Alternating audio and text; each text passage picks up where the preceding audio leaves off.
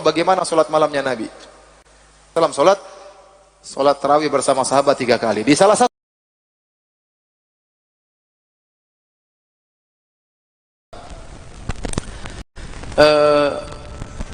mungkin saya pernah sampaikan ulang lagi tentang bolehnya sholat lebih dari 11 rakaat. Dalilnya banyak. Yang pertama saya katakan ini adalah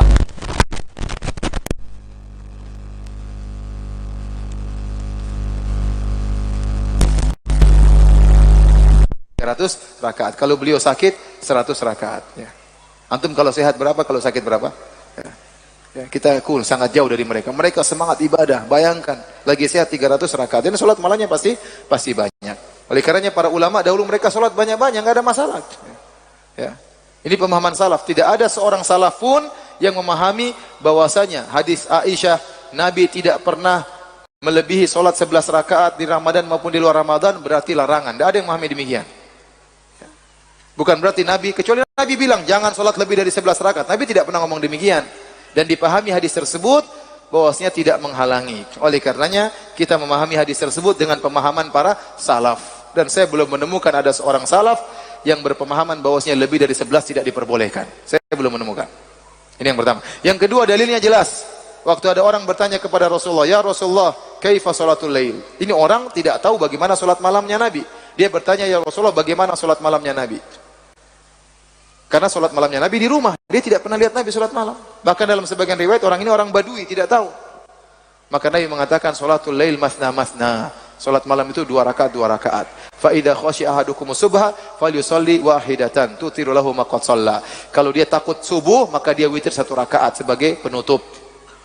Di sini Nabi mengatakan sholat malam 2 rakaat 2 rakaat. Nabi buka. Tidak ada Nabi mengatakan jangan lebih dari 11, enggak ada. Nah orang yang bertanya ini jangan kita bilang mungkin dia sudah tahu Ustaz tidak boleh lebih dari 11. Jangankan jumlah bilangan, cara sholat pun dia tidak tahu, apalagi jumlah bilangan. Dan dalam kaidah takhirul bayan an waqtil haja la yajuz, menunda penjelasan di waktu dibutuhkan tidak boleh. Orang ini tanya kepada Nabi tentang cara sholat Nabi, dia tahu enggak tentang jumlah rakaat? Jangankan jumlah rakaat, cara sholat pun dia tidak tahu, apalagi jumlah rakaat tidak tahu. Ternyata waktu Nabi jelaskan, Nabi tidak ngomong tentang jumlah sama sekali. Berarti jumlah terbuka bebas. Dan ini yang dipahami oleh para ulama 4 madhab. Semuanya memahami bahwasanya sholat malam itu 2 rakaat bebas berapa rakaat, yang penting 2.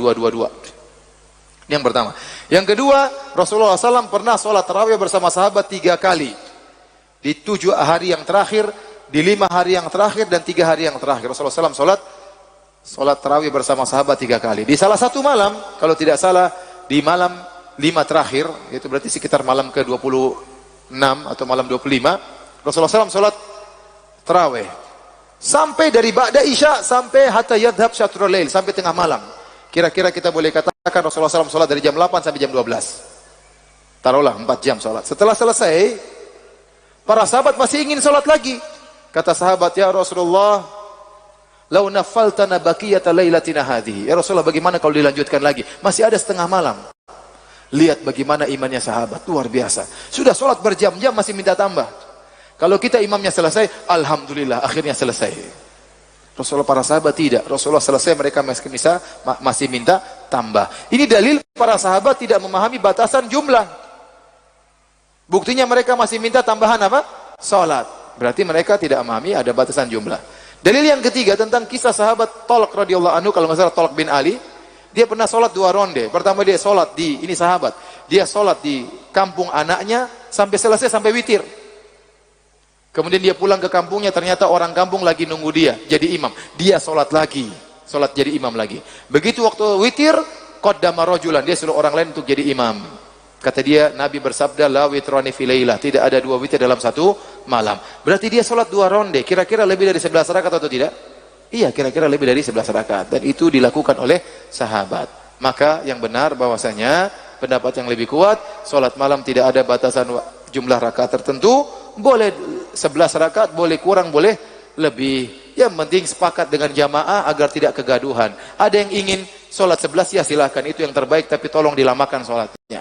Ada yang ingin 23, nggak apa-apa, nggak ada masalah, dipraktekkan oleh para salaf. Ibnu Taimiyah mengatakan kebanyakan orang sholatnya 23. Beliau mengatakan demikian dalam Majmu' Fatawa.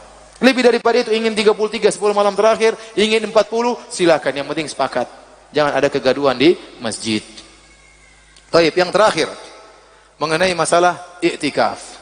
I'tikaf, para hadirin dan hadirat yang dirahmati Allah Subhanahu wa taala, adalah salah satu sarana untuk mencapai pahala sebanyak-banyaknya, untuk mencapai ampunan sebanyak-banyaknya dari Allah Subhanahu wa taala, yaitu di 10 malam terakhir. Maka saya ingatkan kepada para hadirin hadirat, bapak dan ibu-ibu, yang ingin menyiapkan persiapan lebaran, kalau bisa beli sebelum 10 malam terakhir. Yang ingin belikan baju buat anak-anak, baju lebaran, ya, maka beli sebelum 10 malam terakhir. Bawa anak-anak ke mall, suruh beli, situ simpan, nanti pakai pas lebaran. Jangan dia beli tatkala 10 malam terakhir, sayang. Waktunya harusnya untuk baca Quran, akhirnya cari baju baru. Harusnya i'tikaf di masjid, akhirnya i'tikaf di mall, ya. Maka, ya, usahakan sebelum itu.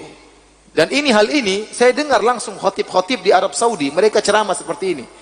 Sebentar lagi 10 malam terakhir, wahai para hadirin, kalau ingin beli apa-apa beli sekarang. Simpan di freezer, simpan di ini. Disuruh begitu, diajari. Kalau ente punya freezer besar, ente beli ini, beli anu, beli ini, beli anu. Ustaz, saya juga pengen begitu, tapi belum gajian. Ya sudah, itu nasib namanya. Tapi kalau kita punya uang, punya simpanan, beli sebelum 10 apa? Terakhir, sehingga kita bisa save waktu. Ya, save waktu. Ya. Taib. Kalau sudah datang waktu i'tikaf, maka silakan i'tikaf. Dan yang rajih, wanita juga boleh i'tikaf. Namun dengan syarat pertama, harus dapat izin suami. Karena i'tikaf berarti keluar rumah. Dan di antara hak suami, wanita harus nongkrong di rumah, nggak boleh keluar rumah. Maka wanita kalau keluar rumah harus minta izin sama suami, harus. Terutama dia keluar rumah dalam waktu yang panjang. Misalnya keluar rumah ke mall, ke pasar berjam-jam, harus minta izin sama suami. Keluar rumah untuk pengajian, itu minta izin sama suami. Adapun keluar rumah yang sebentar mungkin nggak ada masalah. Ya. Karena memang di antara hak suami adalah wanita tetap di rumah, ya. Oleh karenanya Allah Subhanahu wa taala sebutkan di antara ciri-ciri bidadari surga adalah mereka menetap di rumah-rumah mereka. Kata Allah Subhanahu wa taala, hurun maqsuratun fil khiyam. Para bidadari yang menetap di kemah-kemah mereka menunggu suami-suami mereka. Jadi, tatkala seorang wanita ingin i'tikaf, dia harus minta izin sama suaminya. Kalau suaminya tidak izinkan, tidak boleh dia i'tikaf. Kalau suami mengizinkan, silahkan. Syarat kedua, harus kewajibannya dia penuhi. Contoh, ternyata dia punya anak kecil. Ternyata dia harus merawat anaknya. Ternyata dia harus merawat orang tuanya. Maka jangan i'tikaf. Ada kewajiban yang lebih utama. I'tikaf sunnah. Jangan sampai kita ingin menjalankan sunnah yang wajib kita tinggalkan. Jadi kalau harus ngurus anak, ya jangan i'tikaf. Ustaz, saya mau bawa anak saya ke masjid. Iya, tapi hati-hati, anaknya mengganggu orang lain. Nangis terus, malam-malam nangis, orang yang i'tikaf terganggu semuanya. Maka jangan mendahulukan kemaslahatan pribadi, akhirnya mengorbankan kemaslahatan banyak orang. Mending tidak usah i'tikaf, ya. Seperti itu.